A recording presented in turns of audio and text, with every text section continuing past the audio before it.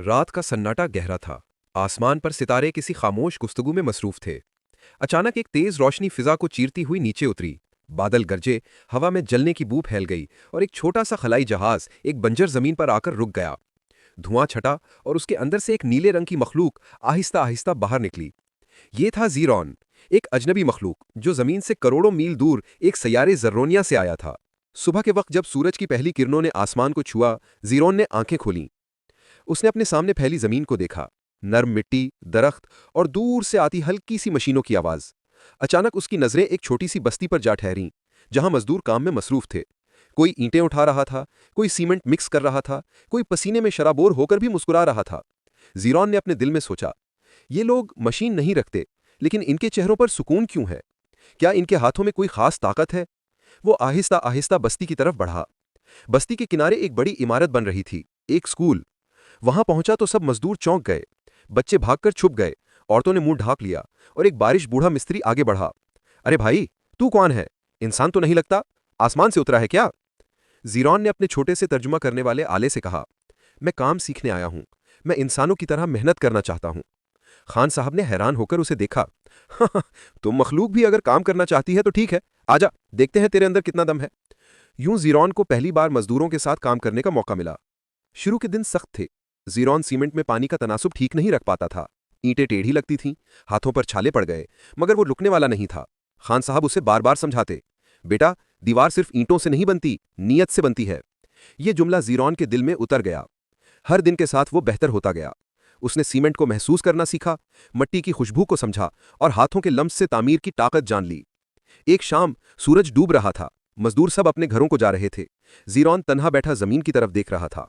अचानक उसके दिल में ख्याल आया, मेरे सैयारे पर मशीनें दिन रात काम करती हैं, मगर उनके काम में रूह नहीं। इंसान यहां पसीना बहाते हैं, मगर उनके हर काम में जिंदगी है। शायद यही फर्क है। इसी रात उसने अपनी छोटी सी तवानाई इस्तेमाल की।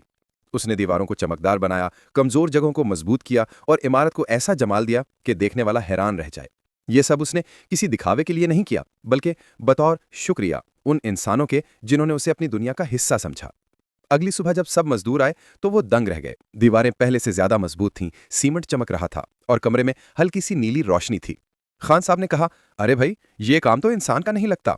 सब हंसने लगे, मगर ज़ीरॉन खामोश रहा। उसने सिर्फ इतना कहा, जब दिल से काम किया जाए तो जमीन भी मदद करती है। खान साहब ने उसके कंधे पर हाथ रखा। बेटा, तू अब हमारा साथी है, चाहे आसमान से आया हो या जमीन से। तू मजदूर है और यही सबसे बड़ी इज्जत है। वक्त गुजरता गया, ज़ीरॉन गांव का हिस्सा बन गया। बच्चे उसे देखकर खुश होते, औरतें उसे खाना देती और मर्द उसे नीला मजदूर कहकर पुकारते। वो इन सब से मोहब्बत करता। जब कभी कोई मजदूर थक जाता, ज़ीरॉन उसे हौसला देता, तुम्हारे हाथ सिर्फ ईंट नहीं उठाते, तुम मुस्तकबिल बनाते हो। वो अक्सर रात को आसमान की तरफ देखता और अपने सैयारे के बारे में सोचता, काश मेरे लोग भी समझें कि रूह के बगैर मशीन, मेहनत के बगैर जिंदगी कुछ नहीं। महीनों की मेहनत के बाद इमारत मुकम्मल हो गई। एक खूबसूरत स्कूल जिसकी दीवारें मिट्टी की खुशबू देती थीं। इफ्तिताह के दिन पूरा गांव जमा था। खान साहब ने तकरीर की, ये स्कूल हमारी मेहनत, हमारे नीले दोस्त और इस जमीन की दुआओं का नतीजा है। ज़ीरॉन ने सबको देखा, मुस्कुराया और आसमान की तरफ नजरें उठाईं। मेरा मिशन मुकम्मल हो गया। मैंने इंसान की असल ताकत देख ली, मोहब्बत और मेहनत। सब हैरान होकर देखते रह गए जब आसमान से एक रोशनी उतरी और ज़ीरॉन उसमें गायब हो गया।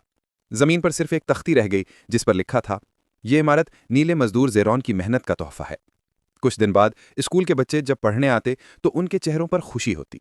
हर बार जब वो दीवार को छूते तो उन्हें लगता जैसे दीवारों में कोई नरमी, कोई ताकत छुपी है। खान साहब कभी कभार छत पर बैठकर आसमान देखते और आहिस्ता कहते, ज़ीरॉन, तुम इंसान नहीं थे, मगर तुमने हमें इंसानियत सिखाई। नीला आसमान, नरम रोशनी और दूर कहीं एक चमकता हुआ सितारा, जैसे ज़ीरॉन अभी भी सबको देख रहा हो।